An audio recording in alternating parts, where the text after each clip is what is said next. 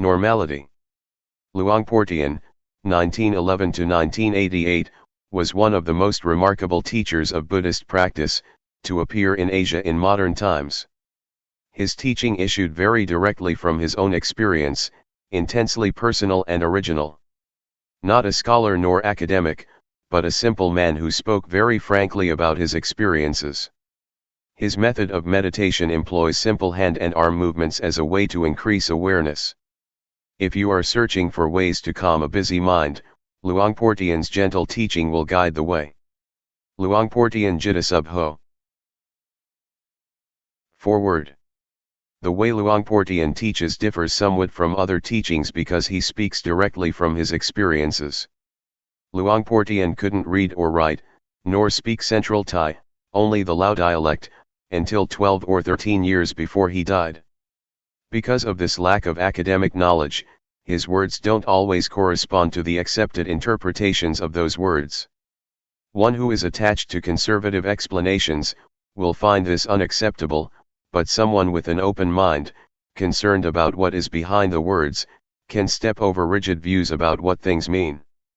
For example, the four chanas are explained in terms of the four stages of enlightenment, and seeing the Tathagata, as seeing oneself. Some of these points could be seen as ready-wit, Pali, Patipana, and at the same time, their meaning recognized. Other things need a mature attitude of not fussing about definitions, but sincerely opening up to what Luangpor is trying to convey. It is unlikely that it will escape the reader's attention that Luangpor Teean was a simple man, who spoke very frankly about his experiences, and the reason he did so seems rather obvious. With confidence one is liable to open up the mind more and come closer to what Luangpor is pointing to. To have an open mind is exactly what awareness is about, to receive anything that appears or occurs in the present, whether it is a sensation due to movements, breathing, the eyes blinking, the knee resting on the floor, a breeze touching the skin, or even sound and visual phenomena. We hear and see them in the present, don't we? As long as the mind doesn't proliferate, all of this can be used as more objects of awareness. They are not obstacles. That's a different attitude than training in concentration, where the mind is narrowed down to one point. But samadhi is the establishing of the mind, and we can establish the mind in awareness every second of the day because movements, as well as this practice, are natural. The translator. Walking the path. Taking a shortcut. Today the monks, novices, and lay people are meeting here in order to study the method to develop meditation. We're not interested in anything else because we've done it already. For example, making merit, being generous, upholding precepts and doing tranquility, meditation. As for insight meditation, we've heard about it, but we don't yet understand, or we've only practiced it a little bit. Therefore, before we start practicing insight meditation, we have to rely on listening and reading from scriptures before we understand what tranquility meditation is and what insight meditation is. Developing awareness is the path that the Buddha teaches. Things outside of Buddhism.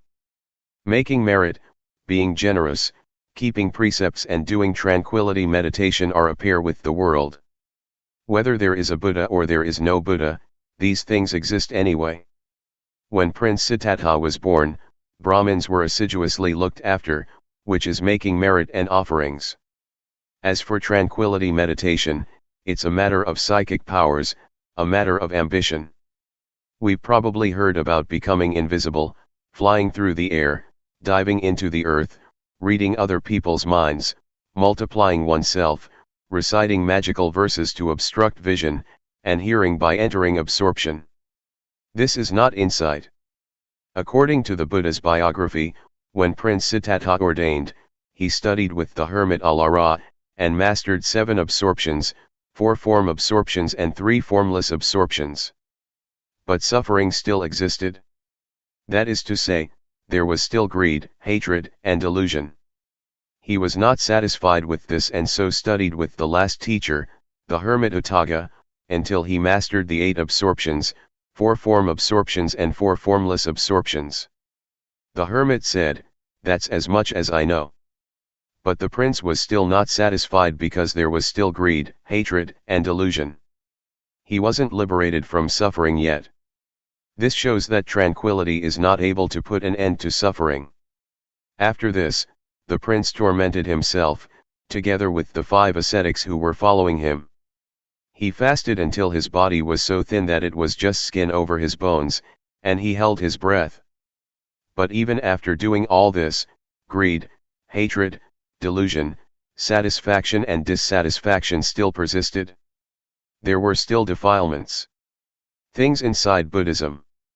So the prince gave up those methods and started to eat fruit. Because of this, the 5 disciples avoided and eventually left him, so he practiced by himself. Having eaten some rice offered by Miss Suchata, his body recovered strength. He reflected on the various methods that he had been practicing but which were not capable of shaking off the defilements. He still had troubles and suffering. So the prince turned around and looked at his mind and was, at last, successful. He attained Anuttara Sammasambodhiyana and became the fully enlightened Buddha. He was able to conquer all the defilements and to extinguish suffering, leaving only coolness. His body was back to normal and his mind was free of suffering at last. He lived with and enjoyed the happiness of awareness and wisdom. Having attained this, the Buddha shrank back from teaching, reflecting that this practice was profound, and it would be hard to understand. So it can be taken that mind development is something difficult to do, and that this is what Buddhist teaching is about. As for making merit, being generous, keeping precepts, and doing tranquility meditation, it is not the teaching of the Buddha, but a teaching of teachers at large. Teachings outside of Buddhism. There were many sects in India. Some sects taught to lie roasting on fire so that defilements would dry up, some taught to lie on thorns to endure through the pain and torment that resulted from that, in order to get rid of defilements. Some sects ought to give up everything including clothes, a practice known as naked asceticism, so as to induce the feeling that there is no self, no shame. It was believed that defilements would be dissolved that way. Altogether, there were many sects, but none of them could eliminate the defilements. This matter can easily be proven, as it is said that lying roasting on fire and drinking hot water will result in the heat burning off the defilements. In the old days, in the villages, when a woman gave birth, she would be laid down roasting above a fire and given hot water to drink. But the woman would still have defilements, showing that this sect did not achieve results. As for the sect that would have its followers give up everything and go naked, just look at a baby not wearing clothes. It still has moods and feelings. As soon as someone talks nicely, it laughs. And when someone scolds, it cries, whether naked or clothed. This shows that defilements are not in the body, they are in the mind. Therefore, to practice Dhamma we have to practice at the mind. I will tell you so you'll understand, because I have been doing this, repeating a mantra such as Bhud, though, Samat Arahant, rising falling, counting, 1, 2, 3. With these methods, one has to sit with the eyes closed and repeat a word while watching the breath, for example, saying Bhud, with the in-breath, and though, with the out-breath. I've done quite a lot of this, but there was still satisfaction and dissatisfaction, greed, hatred, and delusion didn't diminish. This kind of practice is called tranquility meditation. Tranquility meditation is not more than a means to make the mind peaceful, but it is peace under the influence of delusion. It's just like putting a rock on top of grass. As long as the rock is on top of the grass can't grow, but when the rock is removed, the grass grows just as before, or maybe even more vigorously than before. It is true that there is no lopa, dosa, and moha when we're sitting alone, with the eyes closed, but as soon as we go back into society, like and dislike are born again. This is how it is. Going off to stay in a cave in a forest or the mountains cannot extinguish suffering, just because of going to stay there. At first, I did it like that also.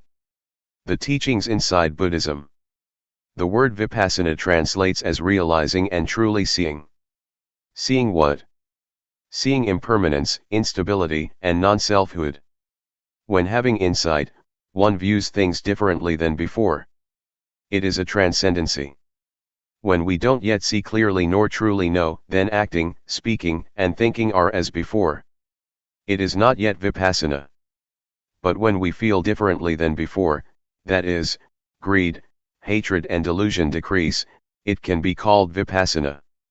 A handful of leaves, awareness. To practice insight meditation, the Buddha teaches us to develop 4 foundations of awareness, namely 1. Gayanupassana Satipatthana, that is, to meditate on the body, in the body, and see according to actuality, that this body is only just a body, it's not a being, an individual, nor a self. It is neither me nor it. 2. Vedananupassana Satipatthana, to meditate on the feelings, and see according to actuality, that these feelings are only just feelings, they are not a being, an individual, nor a self. They are neither me nor them. 3. Jittanupassana Satipatthana, to meditate on the mind, in the mind, and see according to actuality, that this mind is only just mind, it is not a being, an individual, nor a self. It is neither me nor it. 4. Dhammanupassana Satipatthana, to meditate on the mental objects, in the mental objects, and see according to actuality, that these mental objects are only just mental objects. They are not a being, an individual, nor a self. They are neither me nor them. The teachings of the Buddha are many, I'm not able to describe all of it. We've probably heard that at one time our Buddha was walking with a number of monks in the forest. Seeing fallen leaves scattered around, the Buddha picked up a handful of leaves and asked those bhikkhus, monks, which is more, the leaves in my hand or all the leaves in the forest? The bhikkhus answered, the leaves in the forest are more than those in your hand, so much so that they cannot be compared. The Buddha then taught that the knowledge and understanding that the Buddha had studied was comparable to the leaves in the forest, and the knowledge that he taught us was comparable to a handful of leaves. The leaves in the forest stand for making merit, generosity, keeping precepts, and developing tranquility meditation, and the handful of leaves for insight meditation. However, to do Vipassana we have to study through listening and reading at first, before we start practicing. Otherwise we'll waste a lot of time gathering all the leaves in the forest. The practice of Vipassana that the Buddha teaches, though developing the 4 Satipatthana, means learning to be aware. The Buddha said that there are 2 things that are of great assistance, namely, first, sati, to recollect or not forget that there is the body, that there are movements, that there are feelings, that there is mind or that there are mental objects. Before doing or thinking anything, know it with awareness. And second, sampajanya, to realize, the moment we're thinking something, to realize it fully. Sati sampajanya, when using ordinary language, just means to wake up, to awaken, to feel oneself all the time. Developing awareness gives rise to wisdom. Talking from experience, it is not necessary to sit with the eyes closed in order to develop awareness. I've done the method of sitting with closed eyes, and wisdom didn't arise. But doing the new method, my method, wisdom did arise, and I got the feeling that is in accordance with the texts. Some people may think that my method is new because they've never heard it before, but actually it is as old as the Buddhist teachings. A. Arouse the body to always feel and be awake. The development of awareness that I'm talking about and have been doing is done as follows. We can either sit down on the floor or on a chair, and it can even be done in the lying or standing position. Catch with your awareness the movements of the hands, Turn the hand up, turn the hand down, raise the hand, lower the hand. Be aware of each posture. Do this often. This is the coarse way of developing awareness. Simply speaking, walking, or lying down, or whatever you may be doing, know it. Everyone can do this method, no matter what religion one believed in. It can be practiced by all. People of all nationalities can do it because everyone has a body and mind. All religions teach the same thing, to abandon what is bad and to do what is good. B. Arouse the mind to always feel and be awake. Having developed awareness until one is skilled at it, catch the feelings in the mind with awareness, following whatever comes up, no matter what one is thinking. Know and see it. Keep watching your own thoughts continuously. Regardless of what you're doing, look at your own mind all the time, no matter what it is that you are doing, reading a book, writing, digging, cutting grass or bathing. Keep watch over your own mind all the time.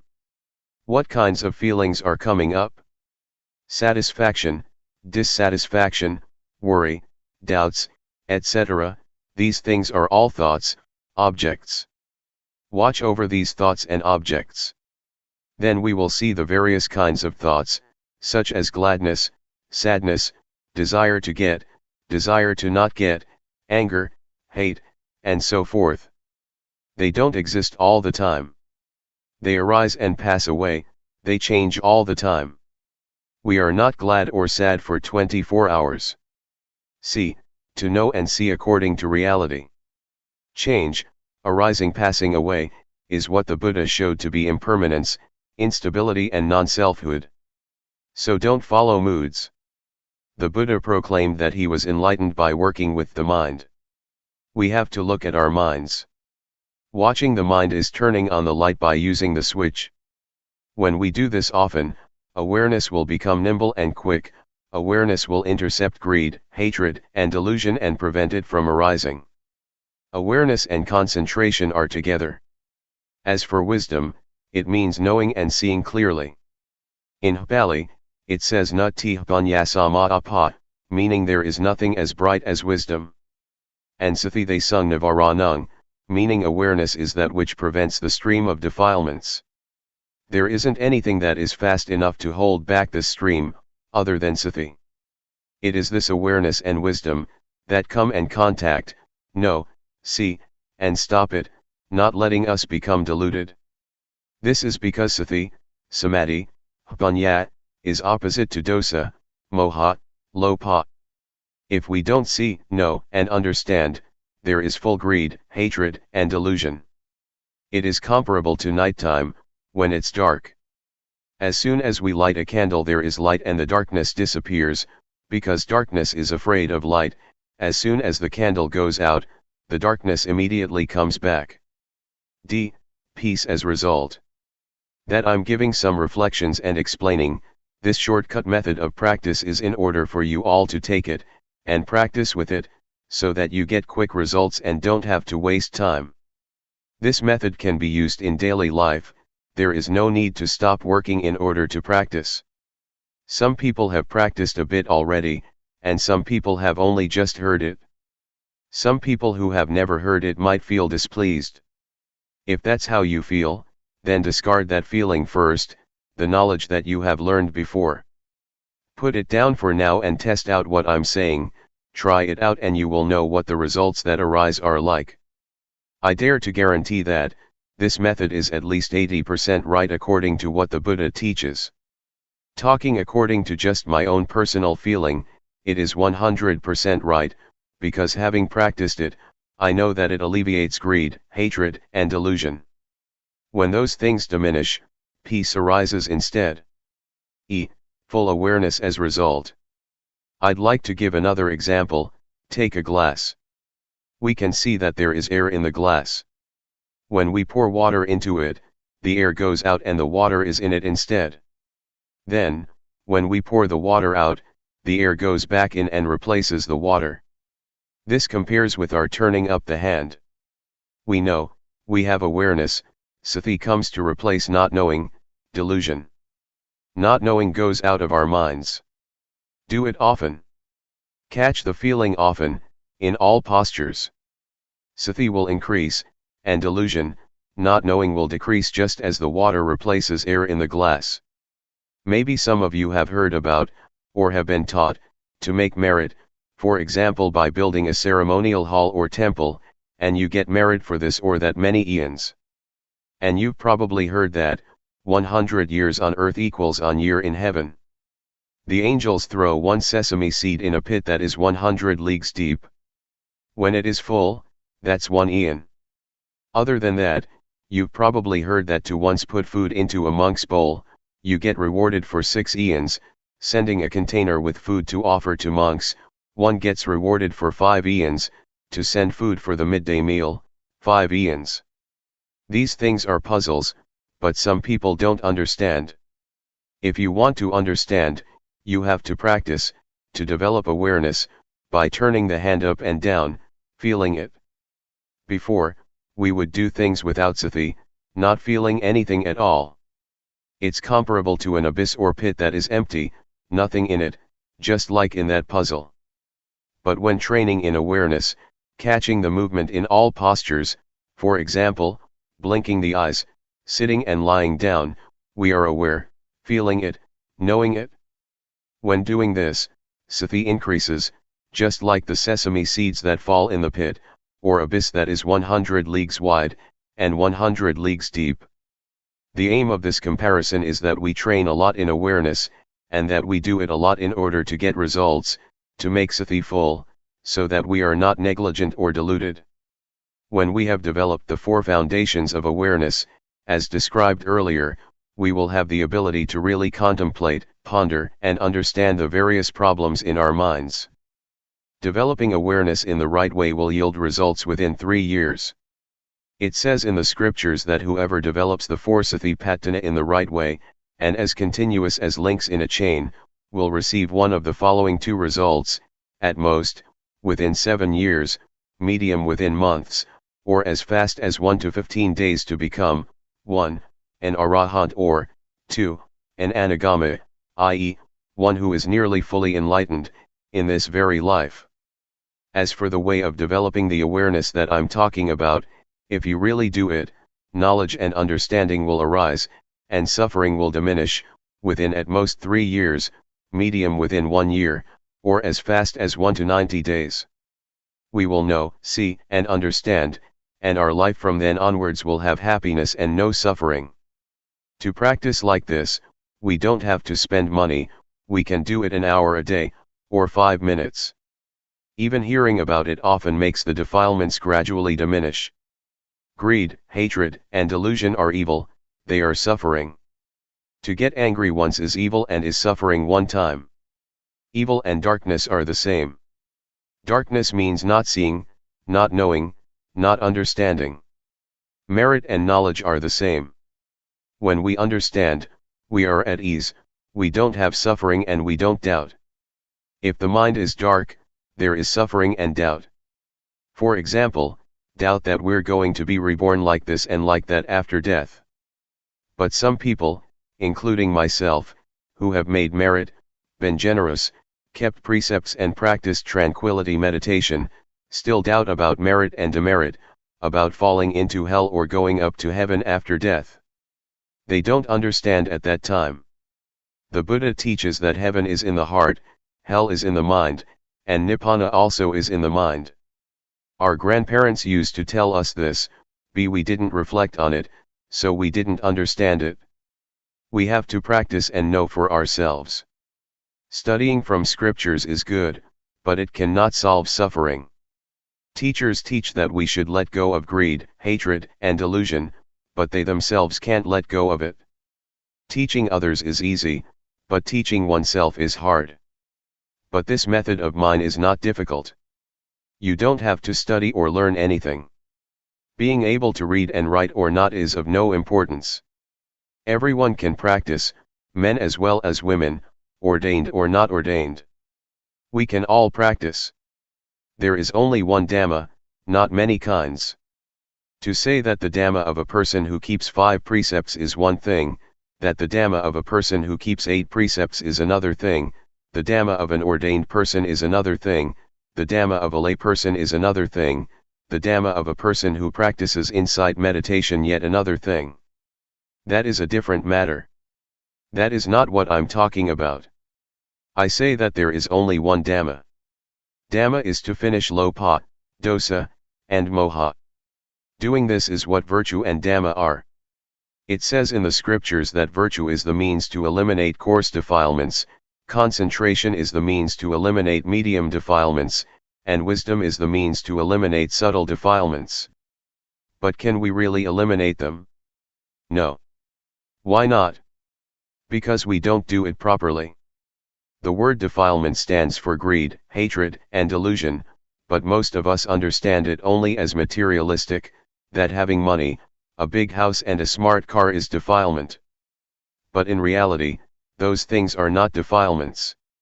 They are just things that come from being diligent and knowing how to work, and from knowing how to save and accumulate things. But the defilements that I'm talking about are greed, hatred, delusion, and sorrow. These defilements are not afraid of anyone, not of rich people, not of influential people, not even of monks ordained for a long time, with a title, are they afraid? They enter into everyone's mind. On speaking in another way, we could say that the defilements slap everyone's face. A wealthy person, on being told off a bit, is displeased. This shows that the defilements slap him or her in the face.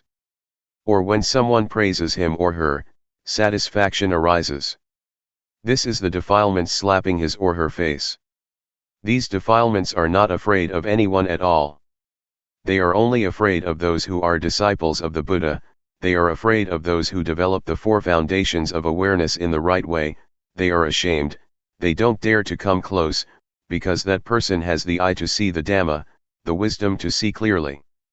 Of the lay people who have come here today, some people are still young, only 20 to 30 years old. If you develop awareness in the right way, within 2 or 3 years you will go beyond suffering, and during the remaining part of your life, you will just have happiness. Even older people 50 or 60 years old, are the same. Until you die your life will only have happiness. And when you die without suffering. If you still have another 9 or 10 years to live, it will be 9 or 10 years without suffering, with only happiness and coolness of mind. This is the heartwood, the essence of Buddhism.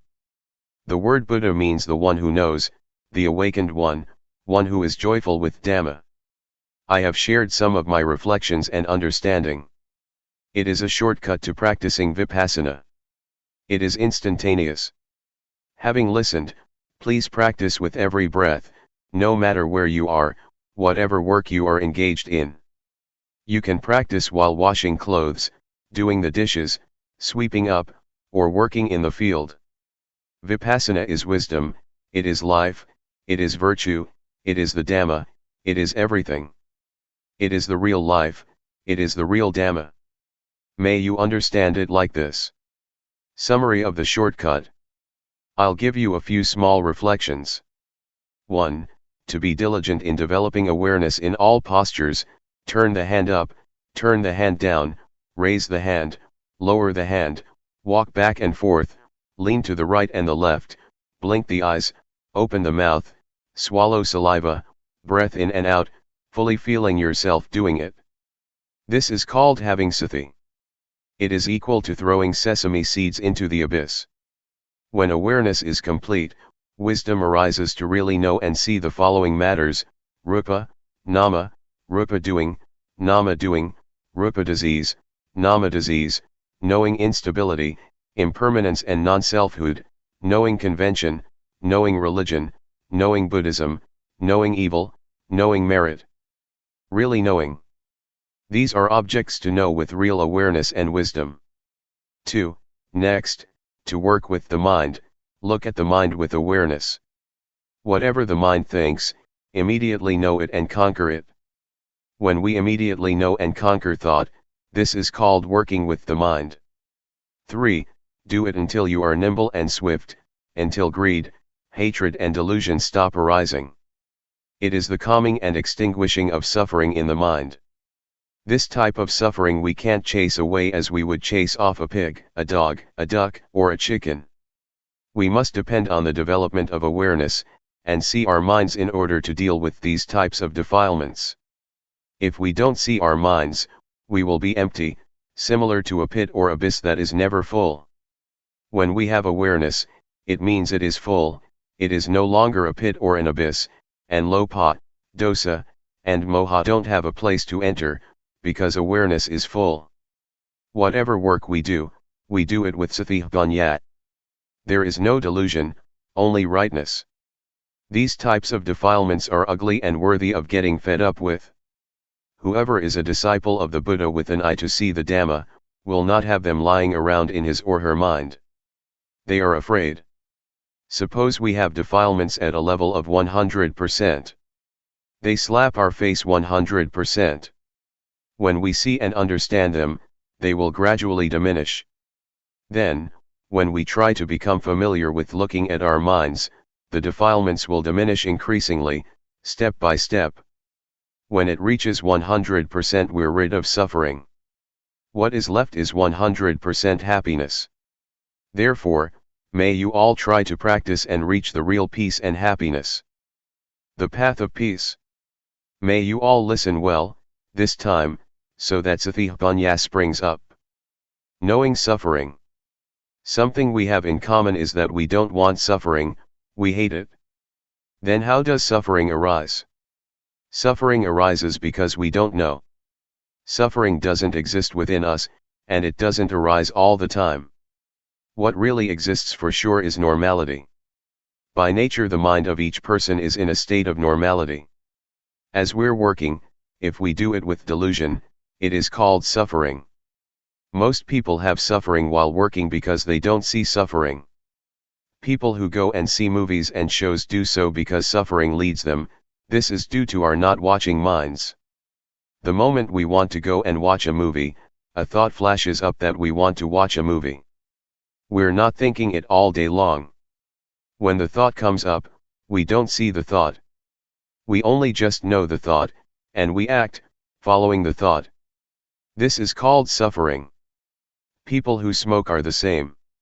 Sometimes they don't even think to smoke but simply follow their moods. They take a cigarette to smoke because they think it is happiness, but actually it is suffering that compels them to do it. Suffering stinks. As to this word suffering, the Buddha sometimes calls it suffering, sometimes defilement, sometimes stench. When talking about suffering or defilements, one notes that it has an ugly smell to it, according to Buddhism. Suffering is something dirty and it stinks, nobody wants it. As soon as the body dies, it starts to rot and stink. But we can still wash and clean it. Excrement is something that stinks, and we detest it.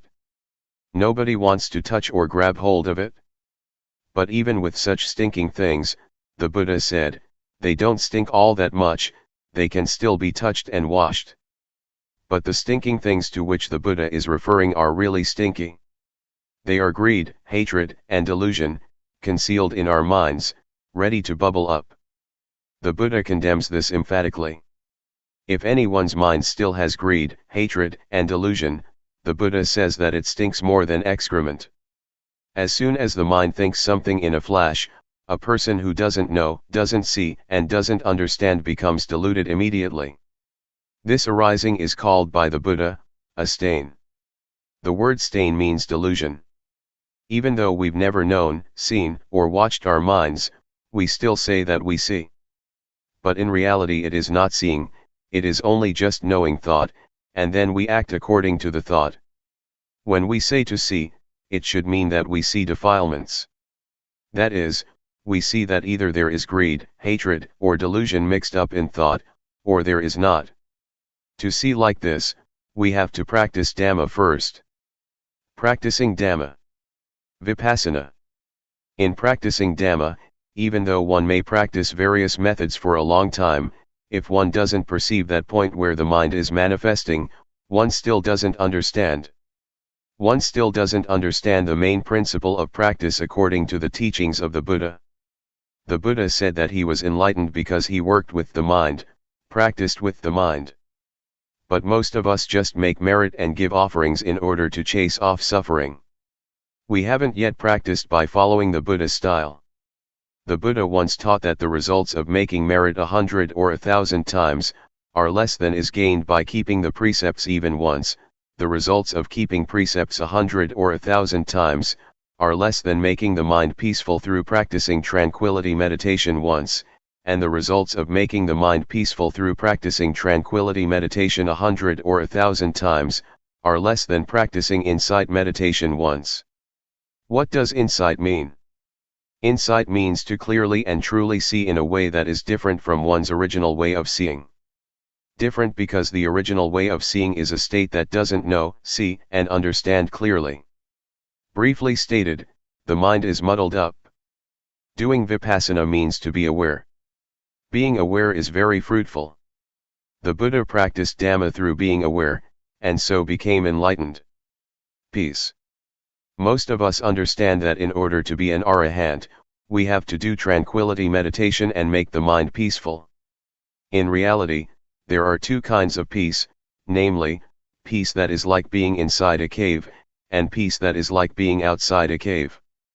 Peace inside a cave means it is just as though we're in a cave or we're in a dark room. When we light a fire, the darkness disappears and light come to take its place, but as soon as the fire goes out, the darkness come back again. Even when we've made a fire and there's light, we're still in the cave and we still can't see the shape of the cave. We only just see certain things inside the cave. Peace inside a cave is therefore called peace under the influence of moha, a not knowing kind of peace, or even a not wanting to know kind of peace. That some people go and sit to make their minds peaceful, understanding that they're developing insight, this is so, but it's a diluted kind of truth. As for peace outside a cave, it's just like being outside a cave, but it's not dark. There's no need to make a fire, and we're able to know and see what the shape of the cave is like. This may be likened to peace that is without delusion, i.e., peace due to the absence of defilements. There is no lopa, dosa, or moha. In order to achieve this kind of peace, we have to realize and truly see first. Seeing truly and clearly is called insight. Insight is to realize and truly see according to reality. Peace outside the cave is therefore called a knowing kind of peace. One is peaceful because one knows. I want to shake up and warn all of you that developing insight has many obstacles. If we don't know, we'll go wrong, but when we see, know, and understand, we can solve the problems. The first obstacle. The first obstacle in developing Vipassana can appear when we make movements with the body, and Sati is aware of it. Wisdom arises in the mind that knows reality as it really is. That is, it knows rupa, nama, it knows instability, impermanence and non-selfhood, it knows convention, it knows religion, knows Buddhism, knows evil and knows merit. This is wisdom knowing through Vipassana. But it's only just the outer bark of Vipassana, still not able to deal with suffering. It is just knowing in knowing, it is knowing through thought, knowing the scriptures. It is defilement due to Vipassana. The obstacle is that when this kind of knowledge arises, we get buried in it, a kind of knowledge that is still similar to being inside a cave. Therefore, next we must try and find a method to get out of the cave, to pull ourselves out of that knowledge, gradually, by watching our thoughts. As soon as a thought flashes up, know, see, and understand that it has come up. This is practicing Dhamma a little bit deeper. Ordinarily, a tree has an outer bark. When one removes the outer bark, he reaches the layer with the nourishing sap inside. Removing that layer, one reaches the white wood. Removing that, one comes to the hardwood. Buddhism is the same. Knowing rupanama, evil and merit is also knowledge, but it is outer knowledge, enough to deal with suffering on one level, such as not being foolish by believing in auspicious things and lucky omens, or in ghosts and angels. But when one is in such a state, greed, hatred, and delusion are still there, because one doesn't know the origin or source of it. To solve this problem, to know the origin of the arising of greed, hatred, and delusion, We must watch our minds, like a cat that waits for a chance to grab a mouse. As soon as a thought comes up in the mind, look at it and fix on it so that it is known in time. A thought comes. Whack, cut it off straight away. Another one, whack, cut it off right there. Do this often. Thoughts will thereby decrease and awareness will increase. Just as with the positive and the negative. When there is more of the positive, the negative lessens. We start off never having seen thought, thinking 100 things and never seeing a single thought. But when we are watching like this, we catch it once and cut it off. The remaining thoughts are less than 100 now and will steadily decrease step by step, as long as we keep at it. We keep gazing like this, a thought comes, we cut it off, another one arises, we drop it. When we think 100 thoughts and we know 95 of them, it shows that we have a lot of awareness. Just 5 thoughts left that we can't keep up with. Right here is where we have to put forth effort, watch thought but don't be caught up in the thought. When we know and see all the 100 thoughts, keep up with every thought every time, it is equal to knowing and seeing exactly where greed, hatred, and delusion are born. We have to throw them off so that defilements are unable to arise. This is called to keep abreast by knowing, to know in time. Knowing how to prevent, knowing how to solve. This is where we're able to deal with lopa, dosa, and moha. Defilements can arise because we get deluded right here. We don't know that their origin is right here. This refers even to someone who goes to the monastery to listen to talks, who makes offerings, who keeps precepts and develops both tranquility and insight meditation.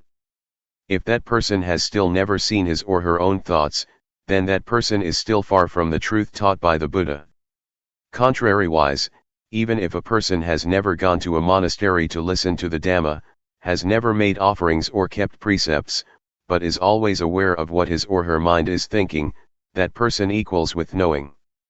He keeps abreast of thoughts, knows how to prevent, knows how to solve and knows how to conquer every time. That person is close to the truth, the Dhamma taught by the Buddha. Have you ever heard of the Buddha having taught that the Dhamma exists already? But there is nobody with discernment who can dig it up and find it, so it stays undiscovered. Because it is undiscovered, people make merit, give offerings, keep precepts, and do samatha meditation in order to develop good habits. So we believe that it is meritorious and wholesome to accumulate those things for the next life or for the future. This is wrong understanding. The Buddha didn't teach like this. The Buddha taught us to see our own minds. We have heard the story of the monk Wakali, who was attached to the Buddha's body and never looked at his own mind. When he was corrected by the Buddha, he became so upset that he was going to jump from a cliff and die. The Buddha stopped him and taught him that it is difficult to get born as a human being. And it's very rare for a human being to have an opportunity to listen to the Dhamma from a noble person. The Buddha said further that his body was just material. After his death it would rot and stink. That is not the Buddha. The real Buddha can be found within the monk Wakali.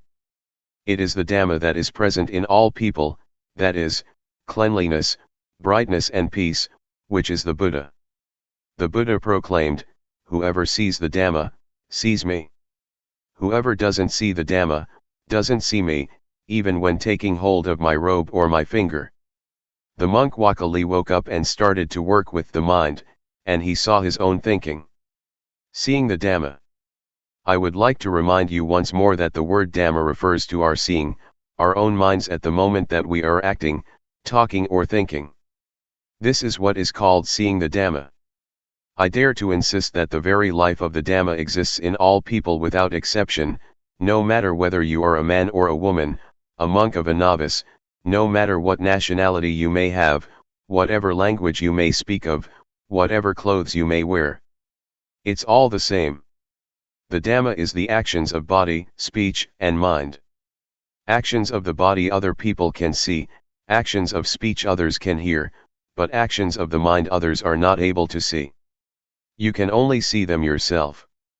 For this reason, the monk Wakali felt at ease viewing it like this. Whether he saw the body of the Buddha or not, he would feel at ease because he saw the real Buddha, that is, really seeing according to reality, an ability that exists in everyone. The Buddha once described seeing in this way, with flowers, black, red, white, or whatever color, they are all ready to bloom when touched by sunshine. That I'm giving you these reflections right now is the same. Anyone can apply them in daily life, whether man or woman, whatever clothes he or she may be wearing, whatever religion is upheld. It can be used by everyone in the same way, because we all have a body and mind. When one sees one's own mind at the moment that it thinks, this indicates that one sees one's own mind at the origin or source of thought. The Buddha points to thought, which must be watched with awareness, as one must not get caught up in the thoughts. Whoever sees this, he or she is called by the Buddha a flower that is ready to bloom when the sun shines. The word sunshine refers to the teachings of the Buddha that direct us to practice with the mind. Whatever work you do, control your thoughts with awareness. Some people don't do it yet, because they're not interested. But when we are interested, when we are suffering, we must be ready to do it. There are 84,000 teachings in Buddhism. They are not for reciting and for performing ceremonies. That was not the Buddha's intention. The Buddha's teachings have nothing at all to do with superstition. They are to be practiced only in order to solve the suffering of the mind. Some people might agree that without ceremonies and rituals Buddhism can't extinguish suffering. This fails to understand the meaning in the right way. We've heard that in the time of the Buddha, when he would expound the Dhamma to people, there were many people, who would open the eye to see the Dhamma and enter the stream of Nibbana, from the first stage of enlightenment upwards by the time the discourse was finished. They didn't have to perform rites and rituals other than working with the mind, as the Buddha indicated. Wherever we explain the Dhamma, if we don't make this point, our words are a stain. Why are they a stain? They are a stain because we don't indicate the way that people who are interested in the Dhamma must practice, in order to free oneself from suffering and defilements. And they are a stain because we thereby abandon these effective teachings. Therefore, may you all try to understand this point without fail. If we don't practice according to this important teaching, then we fail to understand the teaching of the Buddha. The second obstacle. The second obstacle in developing insight is that when we begin to understand and see this point, we are able to destroy greed, hatred, and delusion to some extent, but at the same time, joy is lying concealed within it. The Buddha says this is still not right. Joy is darkness, but it is white darkness. Joy is due to our satisfaction and pride that we can do it. White darkness is frightening because it is hard to see. Black darkness is easy to see because it is dark. Being caught up in joy is to see wrong as right, because as soon as we can destroy some defilements, we don't watch at the point where the defilements are destroyed, but we get sucked into the point where joy arises. Therefore joy is an obstacle in attaining higher stages to Nibbana. Being caught up in joy is equal to being caught up in thinking. A thought comes up and we get caught up in the thought, so we don't see the thought. When we get caught up in joy, we don't see joy, and we're just content with joy. Because of this, the Buddha teaches us to pull ourselves out of the thought that we're thinking, to stand outside of it. Then we will see our thoughts. People who still don't know and see their thoughts say just the same, that they know thought. But in reality they don't understand that thoughts come up continuously, and they get caught up in them. Those who have joy or are attached to the peace of tranquility meditation are the same. They are caught up in peacefulness, don't know that peace is delusion, and thus get caught up in peace. It is comparable to someone who doesn't know how to turn on the light. He or she turns the light bulb. No light appears. The person who pulls him or herself out of thought, and knows and sees thoughts, may be compared to someone who knows how to turn on the light.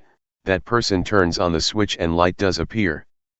So we have to know the origin of thought and come to an understanding with these little thoughts of ours. Then we will have as much ability as an electric light in brightening the interior of the mind, just as one correctly turns on the light with the switch.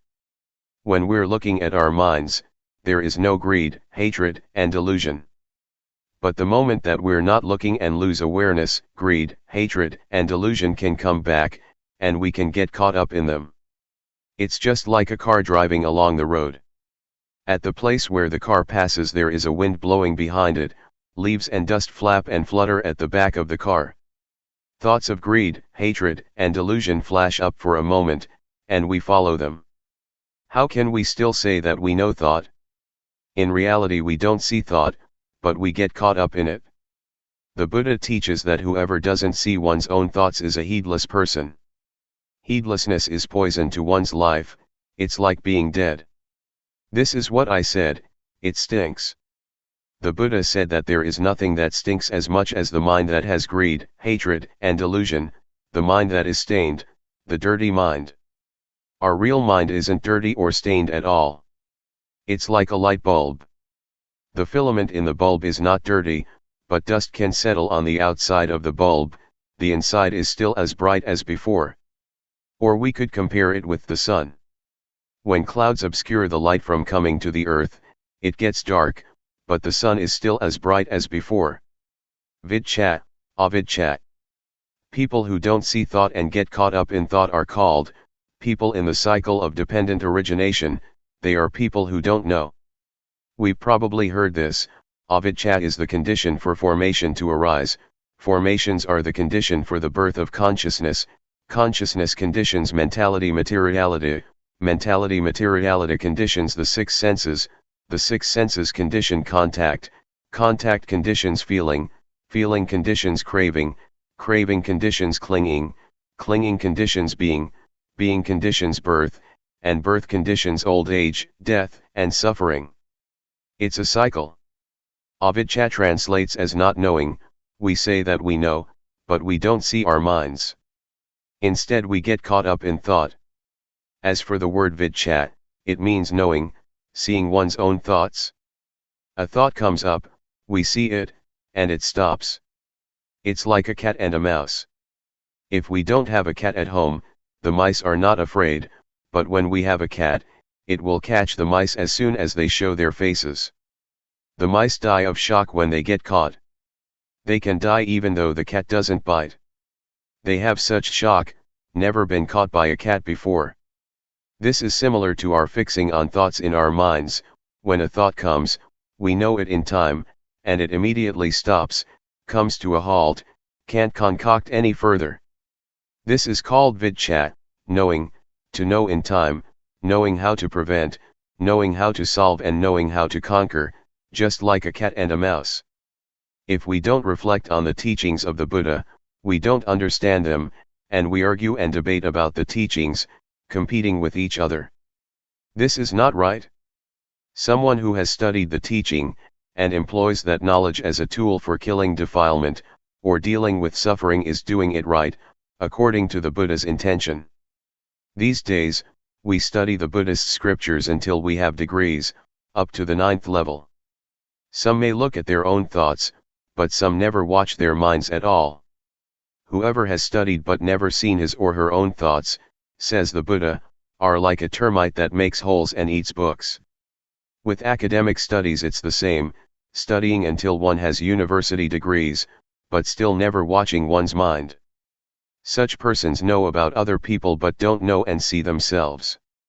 These people are not considered wise in Buddhism because their knowledge is only of use in an academic way, but is not useful spiritually.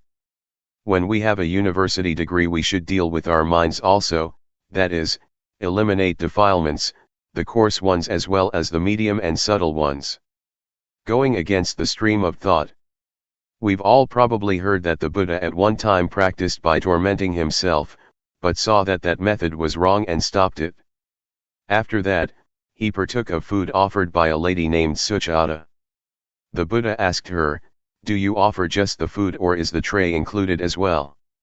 She answered that all was offered. Having finished the meal, the Buddha took the tray to the bank of the river and made the following resolution: if he would be enlightened, may the tray placed on the water flow against the current. This is not a true story, it's an illustration and has meaning on the level of the mind. The tray is the mind, the water represents the defilements, and the Buddha working with the mind is the action of going against the stream. The Buddha didn't let his mind follow the defilements. The current of the water is the current of thought. Following defilements is easy, everyone is doing it already, and so we have suffering. The Buddha practiced going against the stream of defilements for the extinguishing of suffering by watching the mind, seeing his own mind thinking. As soon as a thought would come up and there was desire to follow what the eye saw, the ear heard, the nose smelled, the tongue tasted, or the body felt, the Buddha saw those thoughts as defilements. He practiced going against the current of thought, not following the thoughts, which want things. Practicing like this, knowledge arose in him and he was enlightened.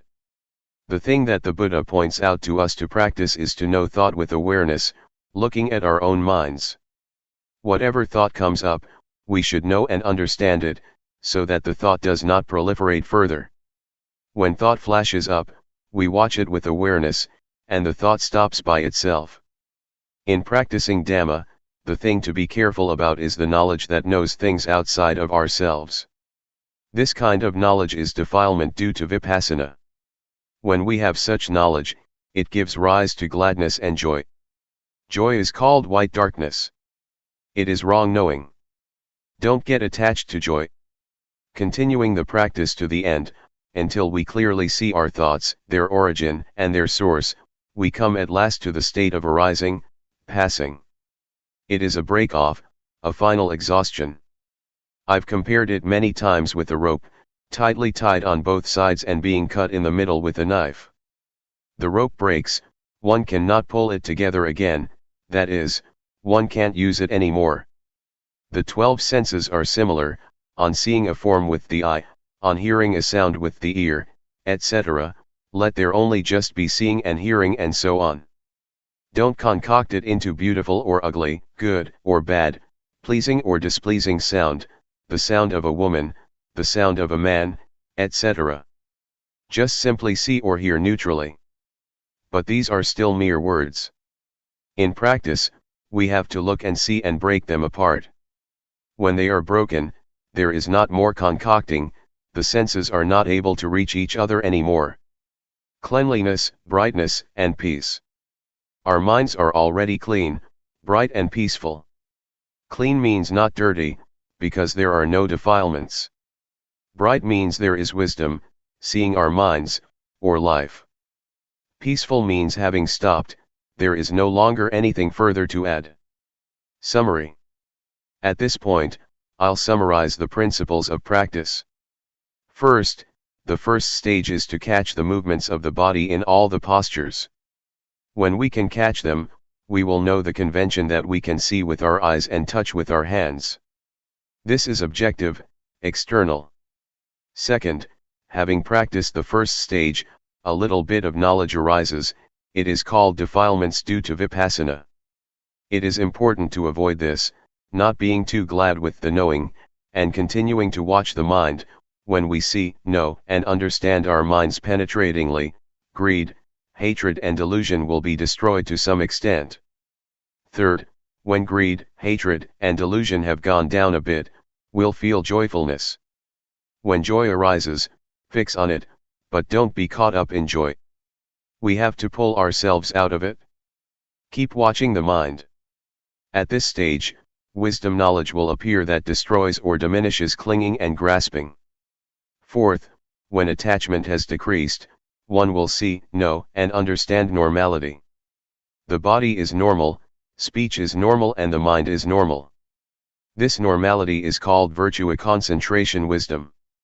Fifth, when seeing the state of arising passing, if one doesn't understand it, one will hold an abnormal view, but if one is fully aware, practice reaches its end. Therefore, I encourage you to try to practice until you meet with your own thoughts and are able to pull yourself out of them. Stages of practice. Determine to listen well, all lay people and monastic friends. When you determine to pay attention, you'll be able to remember. It is called knowing through memory and comprehension. From that, we study or practice to realize and truly know, or we have knowledge coming from our own vision and experience. Most people don't yet know and understand from studying and practicing, they only know how to make merit, to be generous, to keep precepts and to do tranquility meditation. But when it comes to more profound matters, that is to say, how to develop insight meditation, there are really very few people who know and understand it. With Vipassana it is usually a specific case, a specific individual, who knows and teaches it. Because of this, people are lazy and don't want to practice. As far as practice goes, they only know tranquility meditation, which they think is the same as doing Vipassana. This is because they still don't realize and really know. Their knowledge comes only through memory and comprehension. So, we make ourselves peaceful, but we don't understand clearly that there are two kinds of peace, namely peace under the influence of delusion, and peace due to awareness and wisdom. The path that is not a path. When we create the cause by meditating, the mind becomes peaceful as a result. For example, we recite the word Buddho. I used to do this, inhaling, Bud, exhaling, Tho. While doing walking meditation one recites Buddho with every step, walking in accordance with the breathing. These things create peace because it is done slowly. After that, I met a teacher from the north named Sao, who told me that one cannot climb a tree from the top, that one has to start at the roots. He taught me to count 1, 2, 3, until 10, and back again 10, 9, 8, until 1.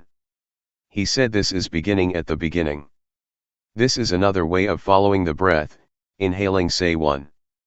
Exhaling say 2, etc., the only difference being the words you use. Experiences in practice by monk disciples. Luangpor Teean Su 1 No. Wat Pa Sukatho, Gangkro District, Chayapam Province. Practicing Dhamma with Luangpor Teean. In 1965, a meditation center at the Budayan Forest, in Lae Province, was renowned. Everyone knew that Luangpor Teean had established it. It was said that people who studied and practiced there would realize and really see the truth. There would be no more doubt about death and rebirth, about heaven and hell, about path and fruit, attainments. Some people persuaded me to take a look at it, because at that time I was trying hard with the Buddho meditation method to get peaceful, which I was reasonably successful at, but I still had doubts about death and rebirth, heaven and hell, path, fruit and nibbana. This made me think of Luangpor Teean all the time. I kept looking for a chance to meet him. Before Luangpor Buntum, who is a relative of mine, ordained, we had talked together about meditation.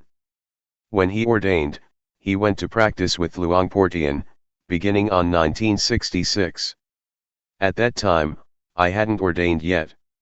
I had the opportunity to practice the Dhamma with him at the Budayan Forest in Lae. He taught the rhythmic meditation and walking meditation. At that time, I didn't like the rhythmic meditation very much.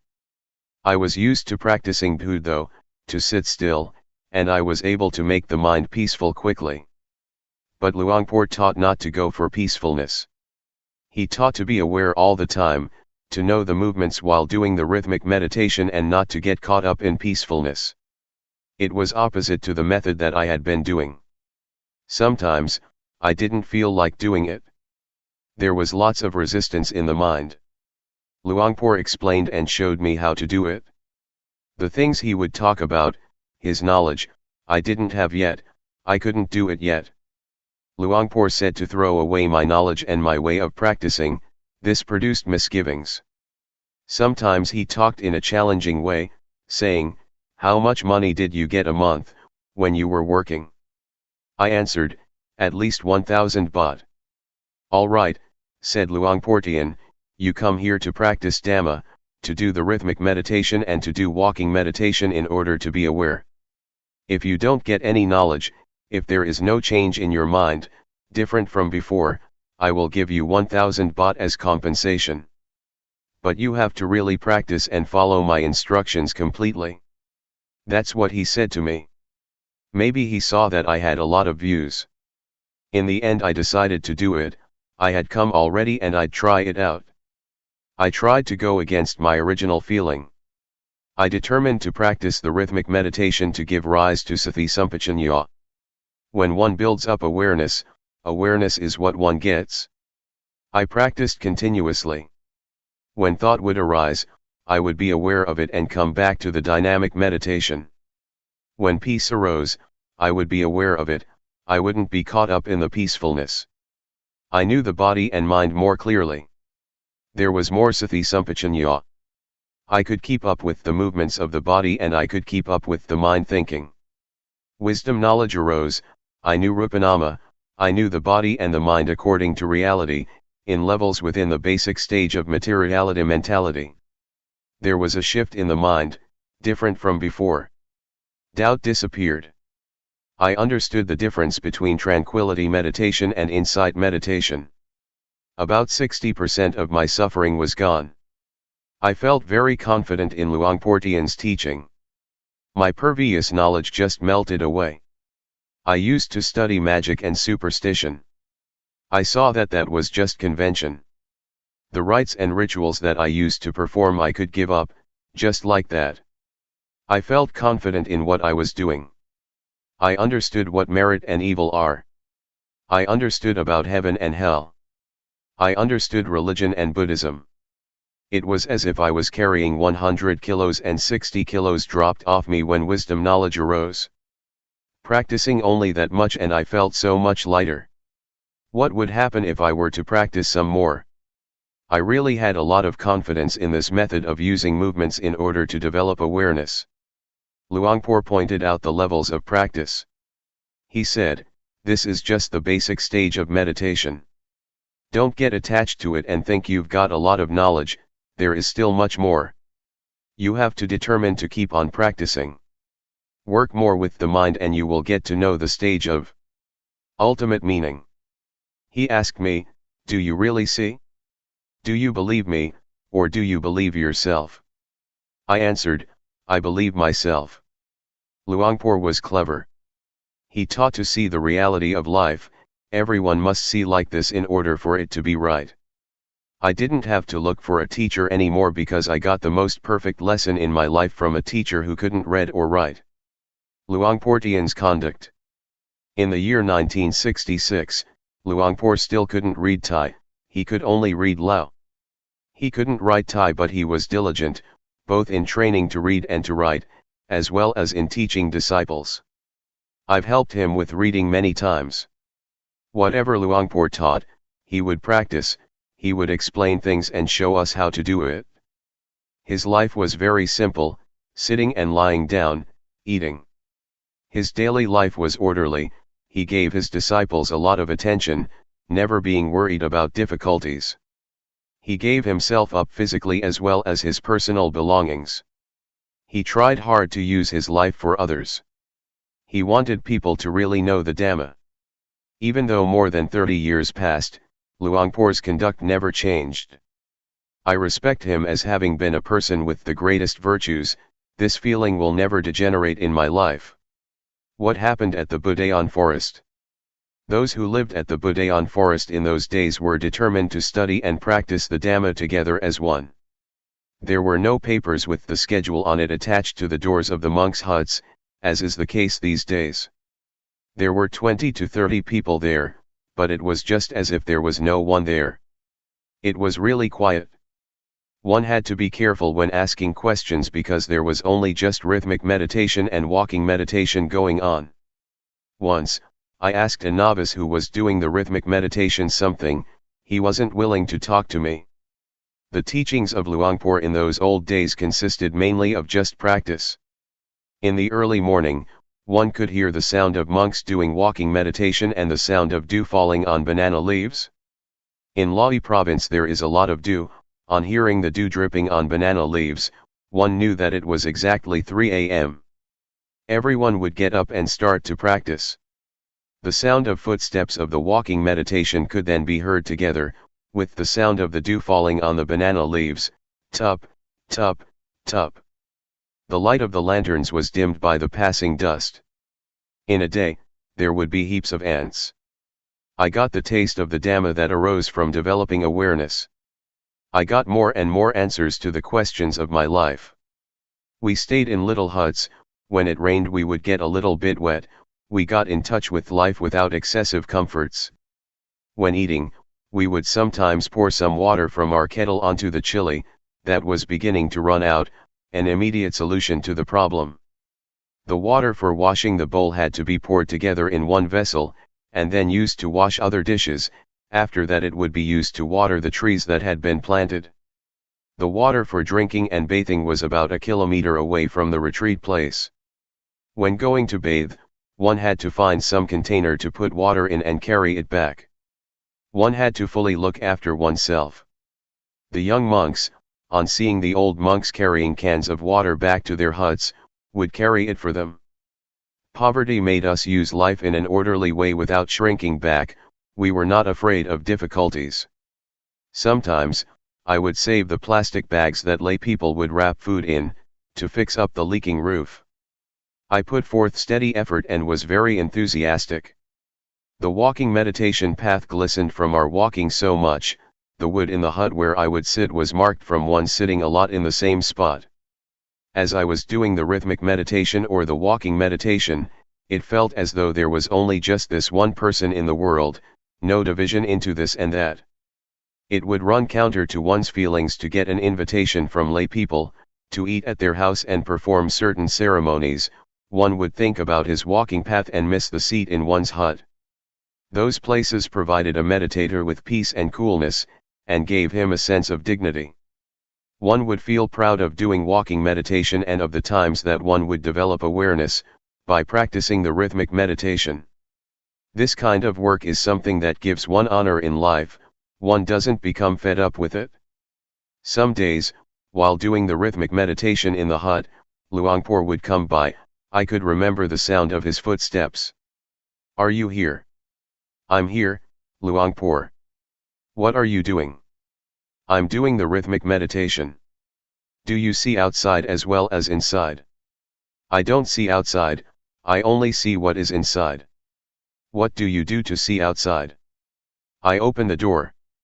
"All right, then open the door."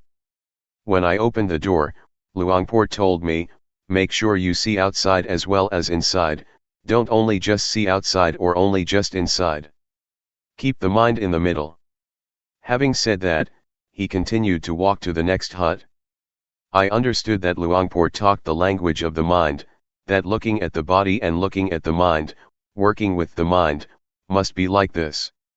To get caught up in thought is wrong, the mind going out too much is wrong. One should be the observer. Whatever arises, watch it with the inner eye, that is to say, with awareness and wisdom. Don't want it, don't be it.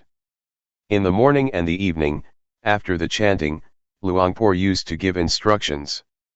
There were no tapes to listen to or books to read, we would only hear the teachings of Luangpor, and we would get to know the stages of practice that would arise in the mind from developing awareness. The mind would change progressively, one knows and sees by oneself. The words of Luangpor, in Dhamma language, that point things out, together with his diligent practice, made us realize that it is possible to understand, find, and see the Dhamma. It can be done. One can be liberated.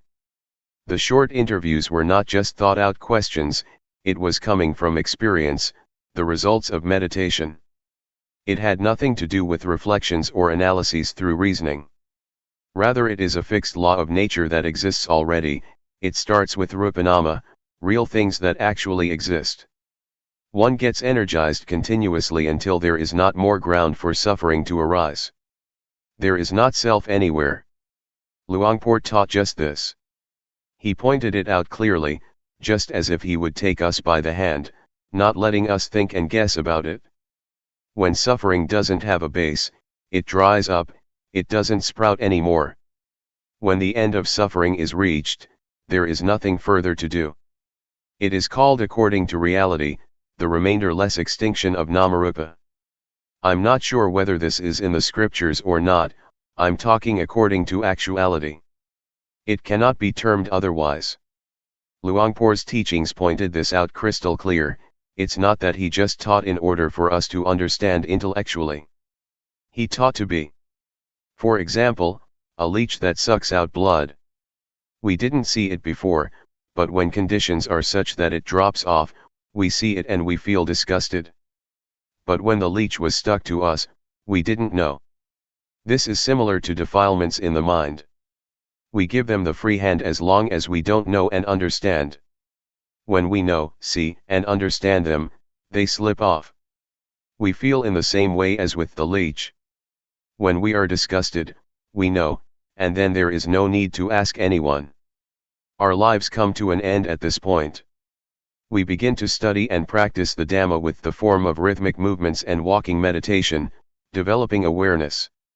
I don't know whether other forms or methods are like this, also. I hold to this principle of developing awareness, using movements. Luangpor is my teacher. Whether this method can be found in the scriptures or not, may those who are intelligent reflect on it by themselves. What I've been writing so far is only just a small part, there is still much more, but it is not appropriate to say too much at this time. I guarantee that one day, if you have time to do the rhythmic meditation and develop awareness through walking meditation, looking at the bodily movements and the thoughts in the mind, knowing them in time, able to chase and catch them, your existing problems and condition will confess and surrender because there is evidence. Those things will no longer harm you. You will become free. Life will be deathless, beyond birth, old age, sickness and death. The teachings of Luangpor spread gradually and continuously, until they reached the capital and went abroad. As long as there are human beings on this planet, of whatever nationality, if one studies one will find it just the same. I invite you to go ahead and study, whether you can read and write or not is not important. When Luangpor was very sick, he still kept teaching. He really dedicated his life to others. At the time that Luangpor had not yet ordained, he tried his best to let everyone see what he had discovered. I have spent a rains retreat at his home village. The old people there, as well as the young, told me about it.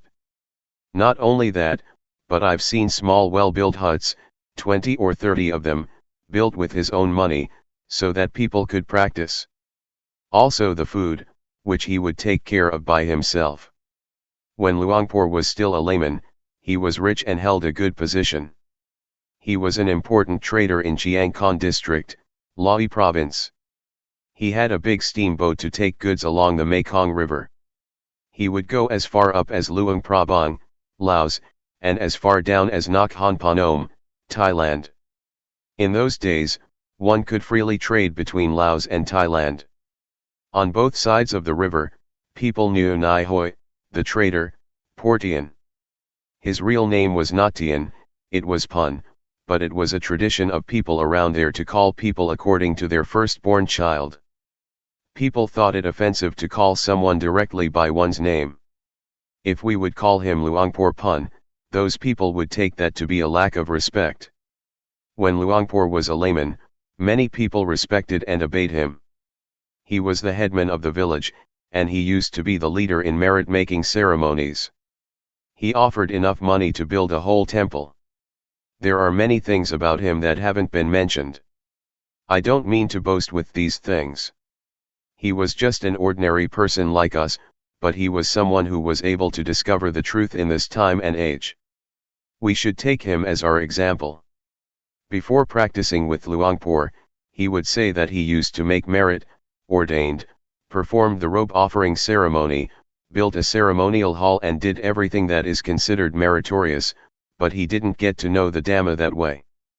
This made me think, hey, I didn't do as many meritorious things as Luangpor, I probably don't have a chance to know and see the Dhamma. But, in fact, it is not like that. Rich people as well as poor people can know, if one really practices and experiences bare and full awareness for a long enough period. Luangpor has been insisting on this all the way through. He challenged everyone and encouraged them to try it out and verify it for themselves.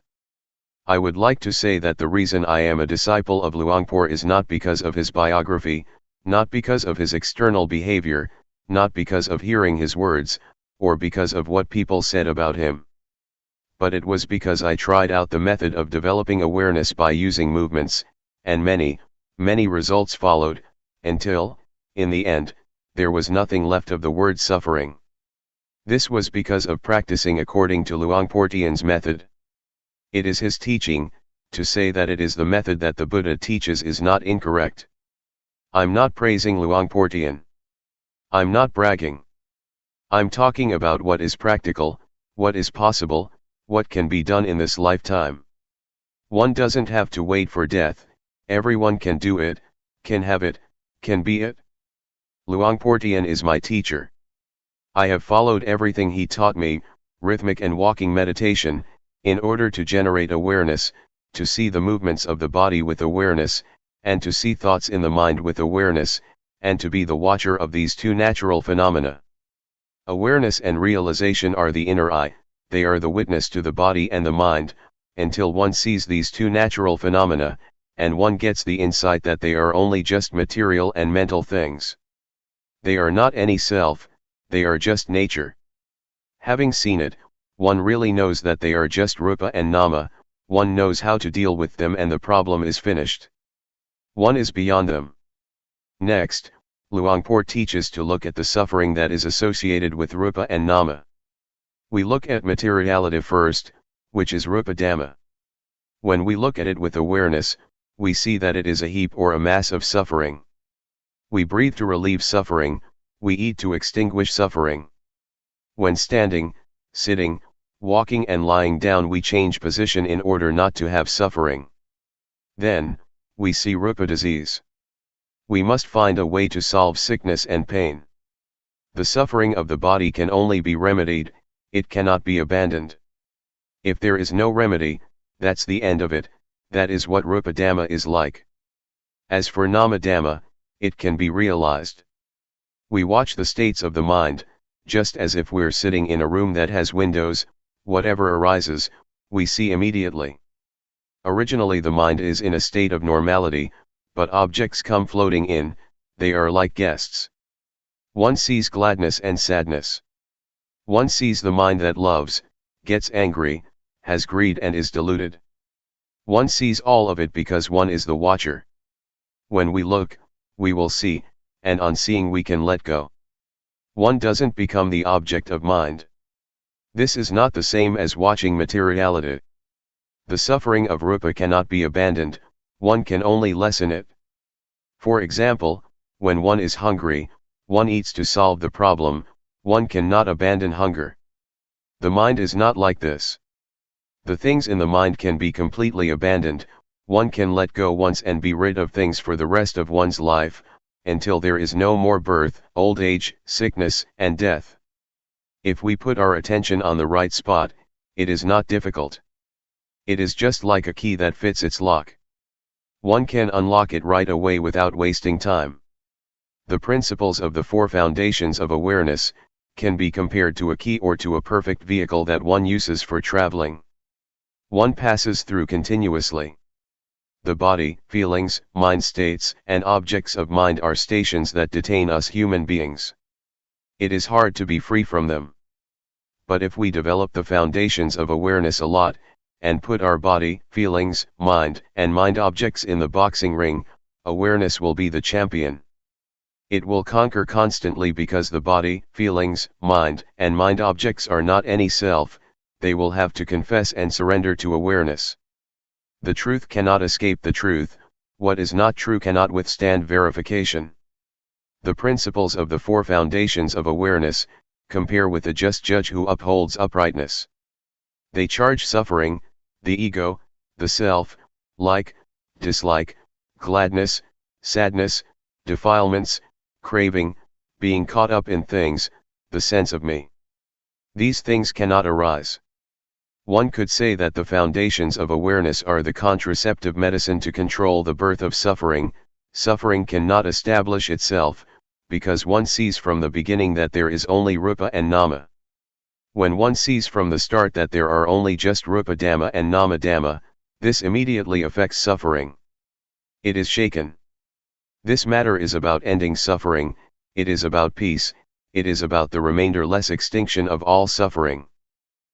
Luangpor Teean Apagaro. Watsanam Nai, Bongrua District, Nuntaburi Province. The experience of meeting Luangpor Teean. I am a monk from out in the country. My parents were farmers. Before I ordained, I made merit and made offerings. I would go to the monastery as the tradition prescribed, and as my parents used to do. At that time, I didn't practice yet. I ordained when I was nearly 23 years old, in 1961. Having ordained, I studied in an ordinary monastery in Houdan province. I practiced some meditation, but I didn't understand it very well. In 1968, I spent the Rains retreat in Chayapam province, and after that I learned to give Dhamma talks. In those days, in order to give talks, one had to study with a teacher. It so happened that a layman from Lahi province came to visit his relatives here, and he had heard Luangpor Teean speak Dhamma with Ajahn Mahaboa Tong, the latter being one of his first disciples. He practiced with Luangpor Teean, and he was invited to give a talk to the lay people at my wat. This man kept talking to me, telling me all about it, and it struck my mind how he could talk about the Dhamma. I had been a monk for 7 years but still didn't know or understand Dhamma. This made me doubt, and I felt ashamed of myself. I had studied some scriptures, but where was the Dhamma? Ajahn Mahaboa Tong had studied until he had a degree and still practiced too. Where is the Dhamma to be found? If I stayed to be a monk for many years, when I gave a talk there might be meditation monks present, and then I would be embarrassed. So I thought to myself, this year I have to go and practice the Dhamma, I have to go and study the Dhamma with Luangpor Teean to know and understand. As for learning how to give talks, it could wait. At that time, I was imagining that one would probably get psychic powers from practicing meditation, and that one would be able to dive into the earth, become invisible, disappear and those kinds of things, because that is what I had read in books. It is said that one could get the divine eye and ear, and I thought that it really was like that. That would be great. So I decided to find a teacher. I had very high expectations, they pushed me onward. I went to see Luangpor Teean at the Budayan forest in Lahi province. I arrived in the evening and asked to see Luangpor, but he had gone to his home village to open a meditation retreat there. I wanted to go after him. At that time, I had very strong confidence in Luangpor. I wanted to see what Luangpor Teean looked like. However, the monks told me to spend the night there first, and the next day they would take me to him. I agreed. I had a talk with Ajahn Mahaboa Tong, but I was still thinking that I wanted to see Luangpor Teean. The next morning we set out to find Luangpor Teean at Bohom village.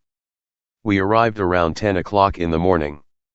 I paid my respects to him, and he asked me, "Where do you come from?"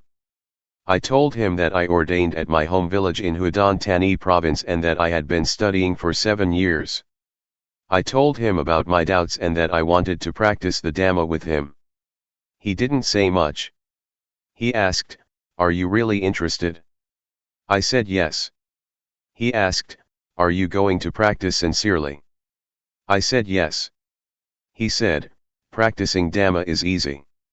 There is no need for ceremonies and rituals." I liked that. I had already decided that if he told me to recite rising falling, I wouldn't do it, because I found it was embarrassing. But he was talking about practicing in a simple way, being at ease, using movements.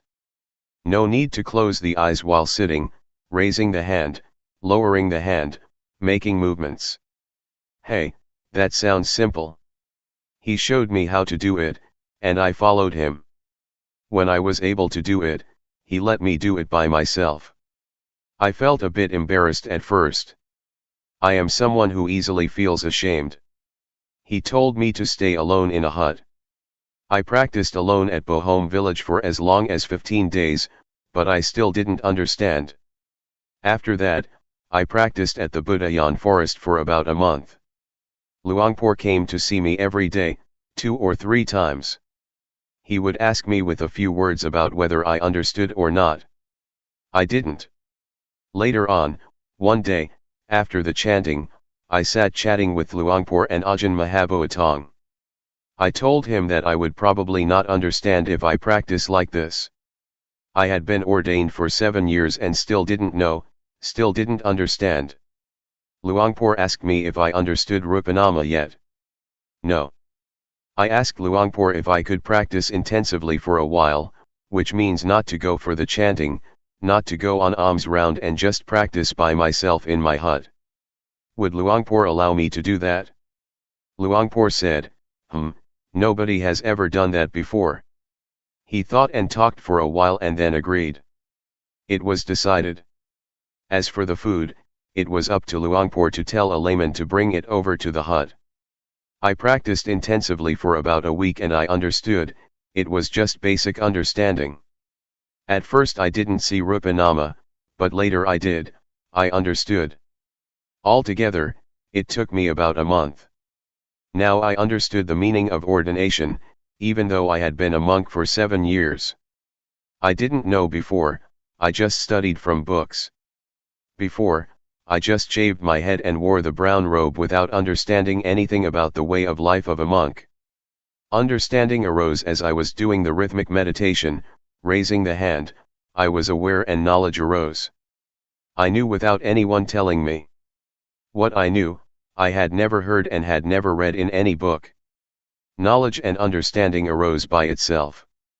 I saw Rupa and Nama.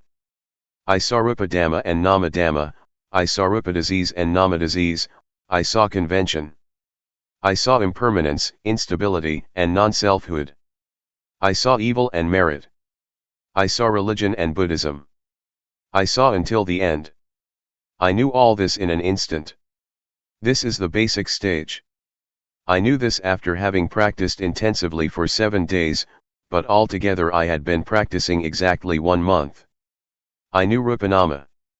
I knew many things, it was the knowledge that comes from the defilements due to insight, it is the knowledge of analytical knowledge. Luangpor had a way of teaching, but I didn't know it. Even while doing walking meditation, there were things in my mind. I was thinking about my father. I have been an orphan since I was 5 or 6 years old. My mother looked after me. I thought about my father. He was someone who didn't know anything. He didn't know why he was born, he didn't know and see himself. But I couldn't help him. I could only do something about myself. The next morning, Luangpor told me to stop the intensive practice, he was afraid others would want to follow my example. It would not be fair if he didn't allow others to do it also, if they asked to do so. That's what he said. No one had done this before, one would just practice continuously, working at the same time. There was no intensive practice. He told me to stop, so I stopped. Yet in my mind, I still wanted to continue practicing alone. But out of respect, I stopped.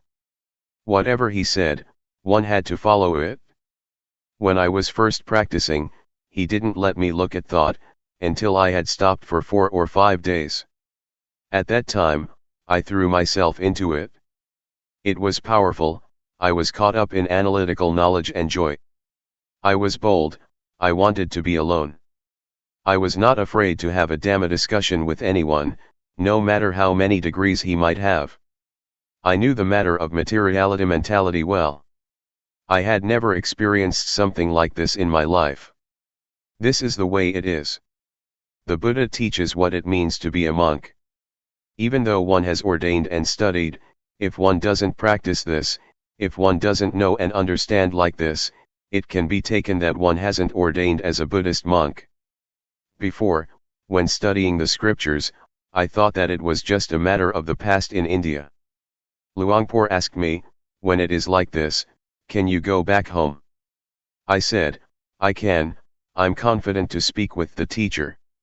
My teacher had been a monk for over 10 years and had studied the Pali language, he was a preceptor and the head monk of the vicinity. He had a lot of theoretical knowledge.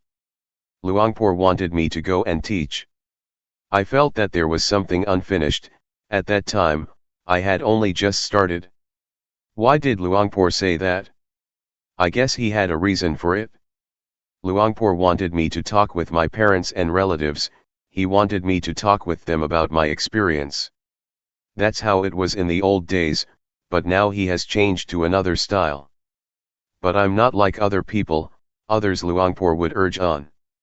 At that time, I had ordained exactly 7 years.